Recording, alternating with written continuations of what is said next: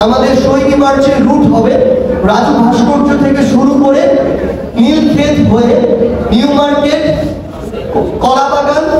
এরপরে ধানমন্ডি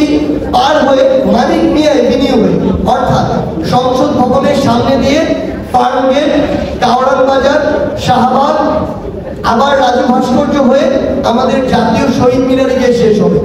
এবং সেখানে আমরা প্রত্যাশা করি আমাদের শহীদ পরিবারের একজন মা, একজন বাবা, একজন ভাই, একজন বোন তাদের জায়গা থেকে তাদের চাওয়াগুলো বলবেন, তাদের অনুভূতিগুলো বলবেন এবং পরবর্তী বাংলাদেশের তরুণ প্রজন্মের কাছে, ছাত্র জনতার কাছে তারা কি চান সেটি তারা তাদের জায়গা থেকে উপস্থাপন করবেন। কেমন একটি বাংলাদেশ তাদের প্রত্যাশা, আমরা কিভাবে তাদের পাশে তাদের সন্তান হয়ে, ভাই বোন হয়ে থাকতে পারি আগামী প্রত্যেকটি দিন, সেই জিনিসগুলো তারা তাদের জায়গা থেকে উপস্থাপন করবেন।